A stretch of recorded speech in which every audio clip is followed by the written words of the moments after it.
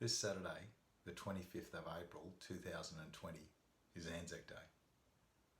It's time during this crisis for us to also remember other tough times. One of my favourite sayings is that all that is required for evil to prevail is for good men to do nothing. I'm hoping to take the time now to tell you my story. I'm third generation Air Force. My granddad was in the Air Force, my dad was in the Air Force, and at 17 I joined the Air Force myself. And that's how, in 1999, I found myself as captain of a Hercules flying into East Timor. East Timor voted for its independence. At that stage it was a part of Indonesia. Initially in 1975 it was owned by Portugal, and then the Indonesians took it over, and in 1999 the locals decided they wanted their independence to break away from Indonesia. The vote took place and it got up. They got their independence. But this vote was met by a punitive campaign of violence by the pro-integration militia and some of the Indonesian military. Over a period of weeks, the town of Dili burnt to the ground. The populace fled to the hills, and the men and women and children that were left fended for themselves and eventually gravitated towards the airport of Dili. This is happening just on our doorstep. As soon as you take off from Darwin and level out, the very first piece of land you come to is East Timor. It's right on our doorstep. And on our doorstep in 1999, genocide was occurring. Murder, rape, famine, right on our doorstep. The Prime Minister at the time, John Howard, and Major General Cosgrove couldn't let this pass, and they decided to do something about it. I had to look in my logbook, and it was on the 14th of September in 1999 I found myself descending into the smoke of Dili Harbour. Our mission was to fly from Katherine Airport in the Northern Territory to East Timor, land and pick up the refugees and take them back to Darwin where they could be cared for. We had no idea what was in store for us. The Indonesians were on a war footing. They had fighters in the air and soldiers on the ground, and my crew had to consider every single contingency right down to one of us being killed. Dili is normally an absolute piece of paradise, but as we descend, we can see smoke around the city, and as we approach the airport, we realise it is completely blanketed in smoke. It is thick. So we descend into the smoke. We've got no electronic navigation aids, no air traffic control, and I'm completely relying on my navigator who's sitting behind me for our safety. He's painting on his radar the ground terrain and making it up as he goes along. He's deciding where we are and where we need to be.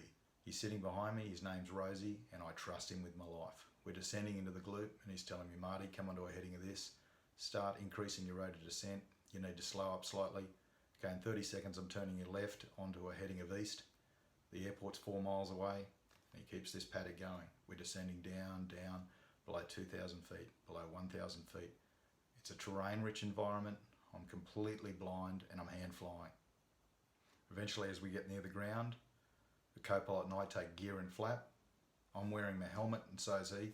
Flak jackets, I've got a pistol on my waist. The rest of my crew have got guns, and we're complete with 2 Special Air Service troopers right down the back of the aircraft. We really don't know what's in store for us when we touch down. 300, 250, I'm still not visual. Rosie's giving me headings and rates of descent, and finally, through my bottom chin window, I finally see the beach whip by, and then there's a threshold in front of me, and I flare and we land. I honestly didn't see the runway till about 100 feet. in one of those bizarre events that can only happen because it happens. I had never worn a flak vest before to fly the aircraft. I didn't know if I had enough control authority to pull the stick back for the landing. I only just did. As I finish our landing ground roll, I can see another C-130 ahead of me on the runway. He's landed just ahead of us. We both do a 3-point turn and pull up on the tarmac hard stand.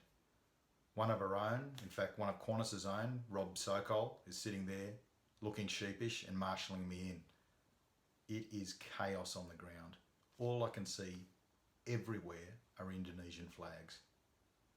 There are a lot of soldiers, Indonesian soldiers, and they are unhappy to see a Royal Australian Air Force aircraft land on the ground that they have fought so hard for and shed blood for. They don't want us there. You could cut the air with a knife. We open the back of the Herc up, the SAS troopers farm out, and then we start loading on the refugees. There are men, women and children, a lot of women and children, and they pile onto the aircraft under the supervision of our crew. Before you know it, the loadmaster says we're right to go. I need to know how many passengers are on board so I can do the takeoff performance. The ladies say, round about 150, boss. The Hercules normally carries 92 fully loaded soldiers. 150 just doesn't make sense. So I say to him, mate, I'm sorry, you just said 150, just confirm it's 150? Yeah, it's 150, let's go.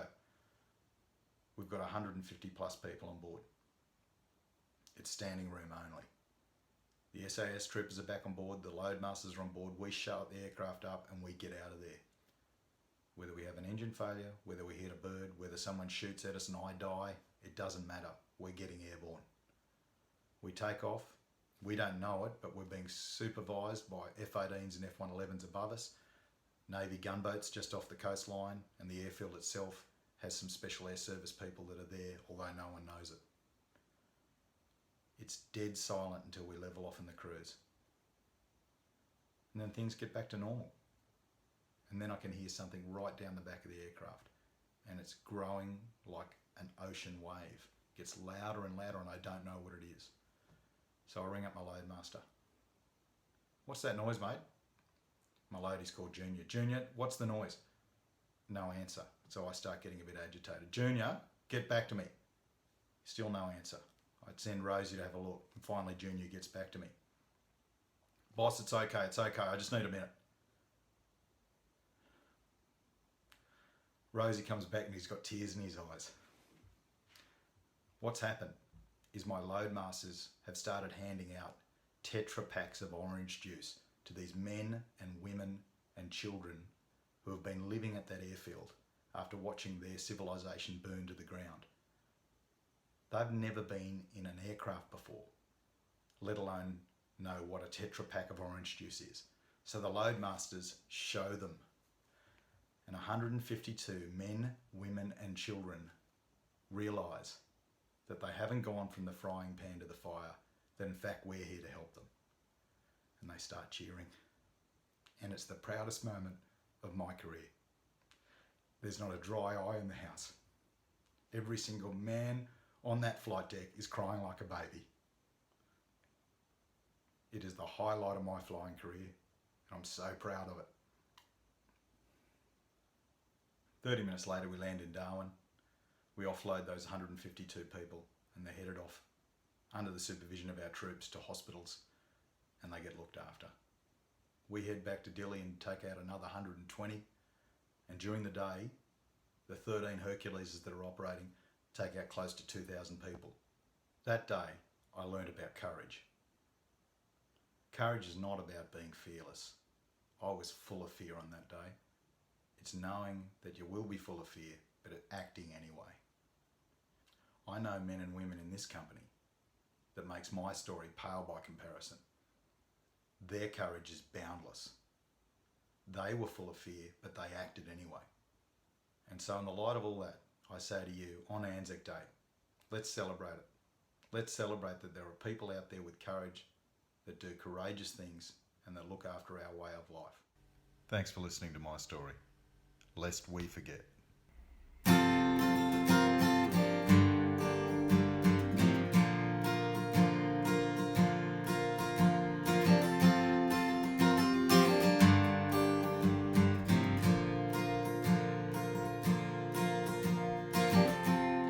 Life over here doesn't follow a plot that I can see. It's not like the movies, not by a long shot. I can't imagine going back to your life. I can't imagine falling from this height. I I need to be brave.